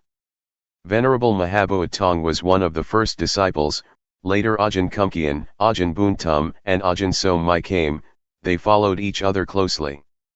After this, Luangpor had me look at thought. When one first sets out to practice and one knows and understands materiality mentality, almost everyone gets caught up in analytical knowledge. Some people experience strong feelings of rapture, others don't. Luangpor didn't let them watch thought, if that was the case, instead he had them do work. Others he just let be. But he said not to be interested in thought, just let it go. The mind was thinking all sorts of good things and ideas, about the future as well as the past, thinking about teaching people, but Luangpor said not to follow it. He said to let the thoughts cool down, let them come to rest. Luangpor taught with a kind of psychology, he had a way to watch people's minds, to watch those who came to practice. He would ask, "How are you? Is your mind good or not? Is there something in your mind or not? Is your mind in its original state or not?" When the mind was in its original state, just like there was nothing there, not knowing or seeing anything at all, he would tell that person to watch thought. The Buddha was enlightened because he worked with the mind. To watch the mind with awareness. One has to look right here. Luangpor advised to look at this place. He said, no thought and let it go. He had us do the rhythmic meditation, to be aware of movements and to watch and see thought. That's about all he said, and then he would vanish. I watched thought for 9 days and I saw objective matter, ultimate meaning, and changing conditions. It was in the evening that I saw it, there was a change in my mind. When I saw Rupanama there was another kind of change, but on seeing ultimate meaning, there was another change. I felt very confident at this point, I realized that I was a noble one. Being a noble one is to be found right here, it is not to do with shaving the head or wearing brown robes. I saw that it was right here. Luangpor taught whoever came to practice to look at the mind, to watch the various thoughts. When there is a change in the mind, everyone should know and see it. This was his method of teaching. He would ask the practitioners what they saw and understood. We would inform him that we knew or understood ultimate meaning or whatever it was. Formerly, I understood that in order to be a monk, a noble one had to shave the head, wear brown robes and stay at a monastery, but now, I understood that anyone can be a noble one, women as well as men, one can wear clothes of whatever color, one can have any nationality, speak whatever language or uphold any religion. This was not yet clear when I knew Rupanama. I understood it but not yet clearly, but on seeing ultimate meaning, awareness was more clear and I saw things that were more refined. I looked at thought until I understood ultimate meaning and various other things. Luangpor advised me to watch thought and to cross over to ultimate meaning. Another change took place. I saw greed, hatred, and delusion, and after that there were more changes, I understood and saw in stages. I understood sickness and death, heaven and hell, evil and merit. But I didn't know in the same way that Luangpor knew in stages, but my understanding was different. It wasn't long before the mind changed a third time, and it changed completely. I saw greed, hatred, and delusion at the same time as objective matter, ultimate meaning and changing conditions. After that there were insights continuously, I saw virtue, I saw sensuality, etc., until I knew everything. I understood what the Buddha taught. I practiced alone and didn't talk with anyone. One day, Luangpor gave a talk. He spoke all the way from the beginning of practice. I listened to what he said. I thought, hey, that's exactly what I've experienced and seen. When the talk was over, I went over to talk with him. We just talked very briefly. Since that day, for me, whatever someone may say or teach, I am completely confident that the method that I practiced with Luangpor, the method that Luangpor teaches, is a shortcut, is a straight way of practice, is a method that has nothing to do with ceremonies and rituals. The paths, fruits and nibbana, that we are doubting about, that we're searching for, that we're trying to attain, have nothing to do with studying. One can study or not study. It is another thing altogether. I really am confident about it. Counting from the day that I started to practice by myself, about 1 month and 20 days had passed, from the outer bark to the heartwood. On the last day, I sat doing the rhythmic meditation. I mostly sat, I walked less. It was as if I came to an end, as if I was finished. But awareness was still good, I still felt everything clearly. I was thinking by myself, am I crazy or not? No, I'm not. The eyes still see, the ears still hear, and I still know coming and going. I'm not crazy. Why is it like this? At that time, I didn't know yet. But when I knew, I realized, this is not wrong, this is really what the Buddha teaches. I went to talk with Luangpor and informed him that it was like this. He said, birth has ended, being has ended, the practice has finished. Luangpor used to say that, the Buddha cut his hair only once and that the Buddha kills people, but most of us don't understand these comparisons, we don't know what has been cut. But when I experienced it, I knew that things are like this. When I talked with Luangpor, we didn't talk very long. When I knew, he just let me go. During the last stage that I was watching thought, I looked at my mind changing continuously, in periods, in stages. But there must be an object to know. If one knows without an object to know, if one knows absent-mindedly, it shows that it is not right, it is still wrong. There must be an object constantly, one has to see constantly. I completely understood about the training in virtue, the higher training in virtue, the higher training of the mind and the higher training in wisdom. I knew all of it. But I cannot speak in the same way that Luangpor did. The way he used to talk was that things have to be like this and like that, but what I saw was more like an immediate liberation. Luangpor has another style. It goes in stages. My way is different. Altogether there were 5 shifts in the mind, it happened very quickly. With the last one, I knew the state of arising passing that Luangpor used to talk about. They say, the eye sees a form, it arises and passes. One hears, it arises and passes. Something comes in contact with the body, it arises and passes. This is what's in the scriptures, anyone can say it, but this has nothing to do with the state of arising passing. It is something different. I can really guarantee this method. At this time, with Luangpor having passed away, I can insist that the principles of the method that Luangpor teaches are right. If one really practices, one will get results, regardless of who it is. One can be ordained or not be ordained, it is not connected with having accumulated virtuous qualities in the past. It doesn't depend on anything. This is something different altogether. That's the way it is. Practicing intensively in order to be aware, these are just words. One keeps to oneself, one doesn't talk with anyone, one is alone in one's hut. Practicing awareness will become more continuous. This is external practice that people can see, but if the internal awareness is continuous, then, even though one doesn't stay alone, it is also intensive practice. But it is difficult, it is not easy to be constantly aware all the time. But if one can do it, it is intensive practice. Some people can do it without difficulty, wherever one may be. Among 100 people, there may be 1 or 10 who can do it like that. At first, it is quite hard though, one cannot yet catch the awareness, and there are a lot of thoughts. Awareness can't stand up to the thinking, there is only little awareness. But when practicing for a long period of time, the awareness gradually increases.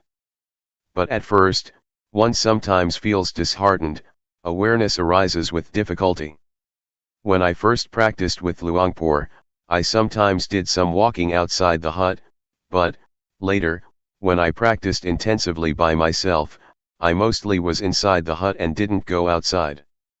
I used the posture of sitting more than the posture of walking. One day, as I was sitting, practicing awareness, making movements in the sitting position, for one moment it was just as if things happened very fast. It was as though it happened in a flash, like a flash of lightning. To use Luangpor's expression, it was like a blink of the eye or a snap of the fingers. At that time, it was as if there was something heavy and I threw it off. I felt light. I knew I was light because I had never experienced this before. I felt that something was different. But there was awareness. It didn't go anywhere. I knew that there was lightness. Awareness was stable all the way through, even while being asleep, I knew. When awareness is perfected, dreams during sleep will become less or they might stop altogether. Ordinarily we think a lot, but when we develop awareness, thought becomes less and less. In the scriptures, it is said that noble ones, or those with awareness and wisdom, don't dream. This is talking according to the books. In the daytime we think and at night we dream. One knows one is dreaming, it is similar to thinking. One knows, sees, and understands it, and so one knows at the time that one is dreaming. Developing awareness through making movements with the hands, if we find that it is not convenient to do so, we can be aware of other movements such as blinking the eyes, breathing, or whatever. Awareness can be practiced in many ways, it is universal, it can be applied to our duties and our work. But what is important is to know at that moment, knowing within oneself. We make a movement or we take hold of something. Know what you are doing. There must be one point or other to know. Without having a focus somewhere, we can't catch awareness. The knowing is the most important. If we are aware of some part of the body, we will automatically know other parts that are moving because they are connected. If there is awareness within, one knows while working. It is like turning on the light, suddenly there is brightness. It works at the same time. It connects. Just like a tightrope. When it is cut, everything jerks. We should train our minds to be with awareness and watch our thoughts. Never mind if the mind thinks. It is not that we try to stop thinking. Go ahead and let it think. But look at it. We are just the observer. Observe it continuously and let it go. Trying to train like this, one will make gradual progress, until one reaches that point. All things arise from a cause, things pass because the cause is no longer there, that is what monks teach. But we don't know what the cause is. The monks teach cause condition, object condition, etc. There is a point where causes are finished and conditions are finished. We don't know where they went. No one followed to see what happened. Whether one knows or not, one doesn't see it. We shouldn't call this point the end, because it would be encouraging people to do evil. It would be misunderstood by people who still don't have enough understanding. Therefore, the way of teaching must be a skillful one. Luangpor said, "There is no coming and no going." One can say as much as that. If we were to say that there is no life after death, it would just be the end of the matter, and people wouldn't do anything. They would call it wrong view that one who does good doesn't get rewarded, or doesn't get merit from meritorious actions. There is no heaven and no hell. This is a wrong teaching. There is no coming and no going, reflect on it yourself. It's up to you to figure it out or not. Study it for yourself, know, and see, and be it for yourself. That is better than what someone else might say. When you are and have this knowledge, you will be at ease. Others may want to be reborn. That's their business, but we don't come from or go anywhere. We stay here. In reality, if we understood what the end of life really is, we would be at ease. Everything would be done easily and in comfort. But as it is, we don't understand, so we act out of not understanding, we act in an ignorant way. To act with knowledge is different. There are people who know, but people who don't know still don't know, even when they practice. They are not sure and not confident. But for someone who knows, whatever happens, he or she is sure, whether one practices or not, one is confident. Because one knows. One can practice or not, it really is very simple. The Buddha teaches to practice simply. When we get to that point, we see that the Buddha's teaching is very simple. It is so simple that nothing remains to be said, or there is nothing left to teach. What is there to get? There is nothing to get. Putting it simply, the Buddha teaches to stop, doesn't he? He teaches people to stop. But we don't stop. We're not willing to stop. When we stop, it will be finished, there is nothing. But the body still goes on living, one still eats, one still does various duties and practices, the body still moves. But inside, there is stillness, there is not wanting, there is coolness. It has stopped, it is enough. We could talk in terms of path, fruit, and nibbana, or whatever. There is not birth, there is not death, there is not aging, there is not sickness, there is not going, there is not coming. These words are convention, words spread out and enlarge. So, may all of you be able to train yourselves and prepare yourselves. Try to let appear that which exists already, and when the time comes that the breath stops, it will really be very easy. Ajahn Da Sammakatho. Wat Buddha Yanuntaram Monastery, Las Vegas, 5320 Kell Lane, Las Vegas, Nevada, 89156. Presently living at Redding Meditation Center. www.reddingmeditationsociety.org. The path that is a path. The word path here doesn't mean a path on land, in the water, in the air, or a footpath, but it means a path to be traveled by the mind. From suffering to no suffering. From problems to no problems. From darkness, complexity, and confusion to brightness, peace and coolness. The Buddha is only the one who pointed out the way, Akatha Aro the Takatha. Whether one travels on the path or not, depends entirely on the individual who chooses to travel the path. Whether one acts, speaks, and thinks in a good or bad way, is a personal matter. Whoever practices in accordance with the teachings that the Buddha introduced, will inevitably be someone with brightness, will make progress in life and in work, and will not create problems for society. By contrast, whoever has no interest in the teachings of the Buddha, will experience suffering and will drop into darkness and delusion. Such a person doesn't know the direction that life should take. Such a person is ignorant of what is what, and harms both self and others out of delusion and lack of understanding, through bad behavior in body, speech, and mind. Such a person is under the influence of greed, hatred, and delusion.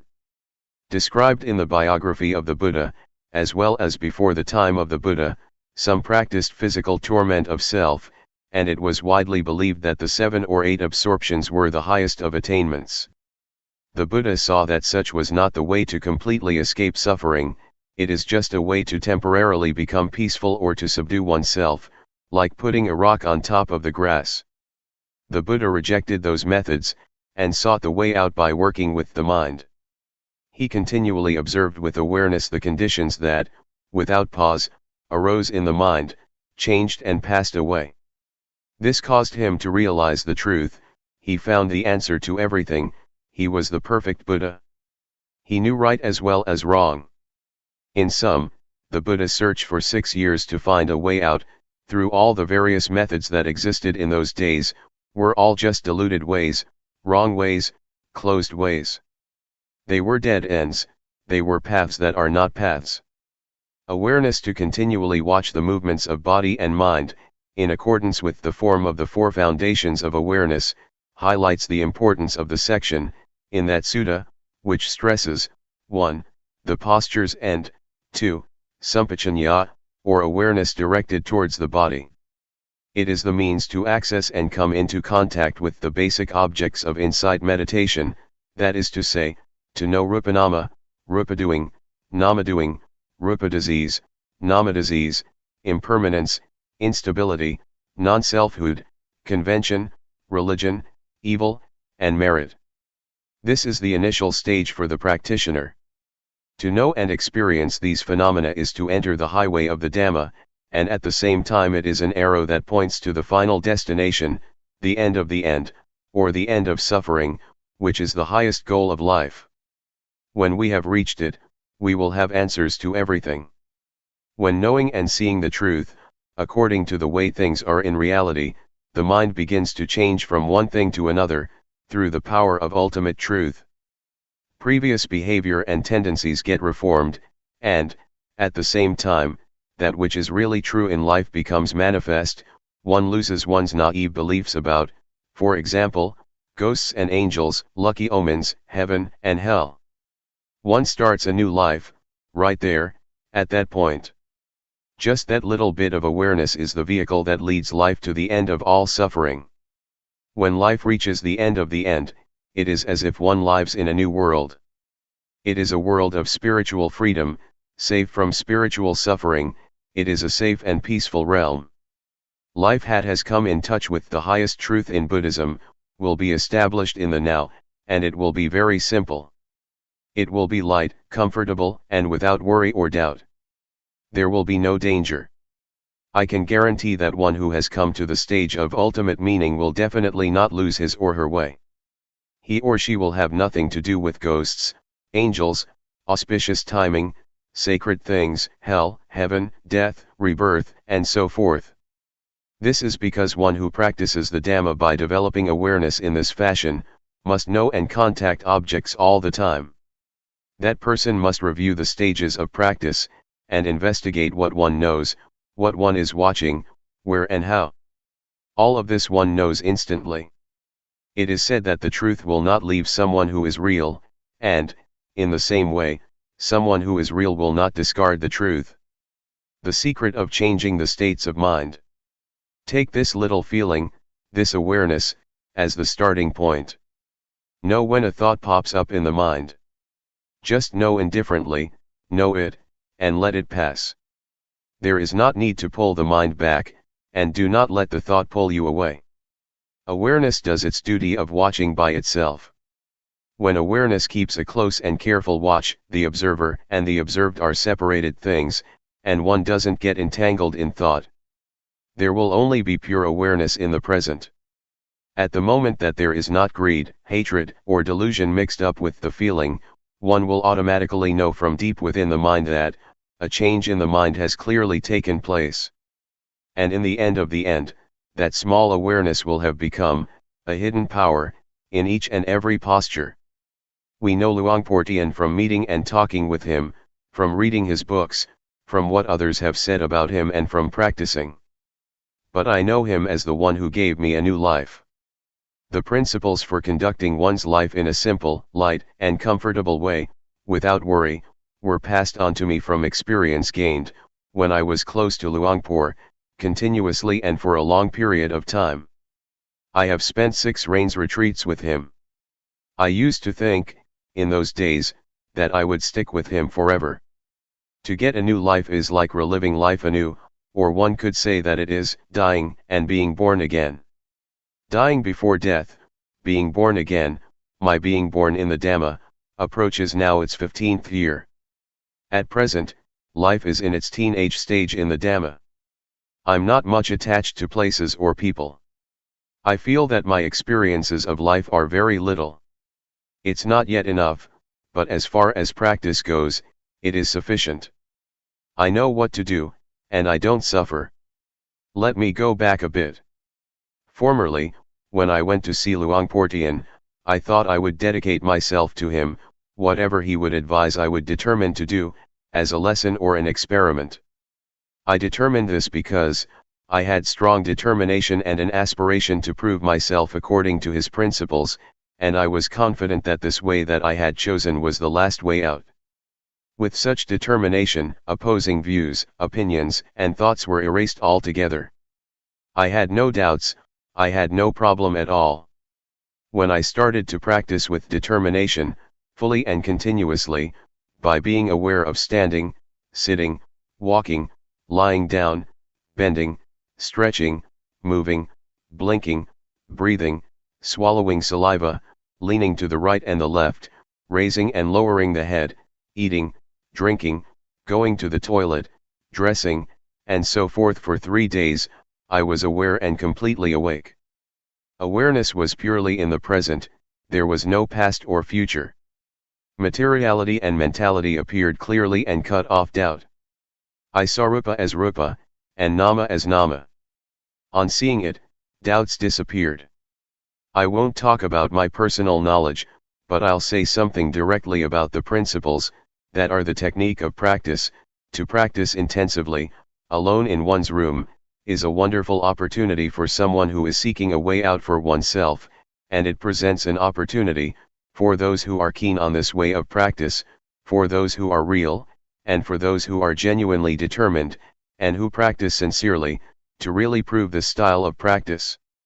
One can choose this solitary practice for either 7 days, 15 days, 3 months, 1 year, or 3 years. Those who volunteer to practice can choose according to what is suitable for oneself. One should stay alone and keep silent in one's hut or whatever place it may be. A monk or teacher would advise one in developing awareness and could be consulted. He or she is a friend to help the practitioner to really go for it, without having to do anything else. Just to work with the mind, to observe oneself, to be with oneself. To be determined to just watch over the movements of body and mind, all the time. Not to read books, not to receive or write letters, to be cut off from the external world temporarily, just for the time that one is practicing intensively.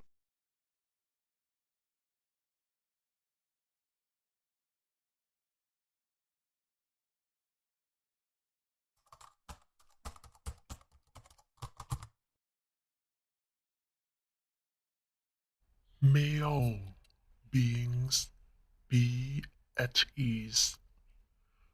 Whatever living beings there may be, whether they are weak or strong, omitting none, the great or the mighty, medium, short or small, the seen and the unseen, those living near and far away, those born and to be born. May all beings be at ease.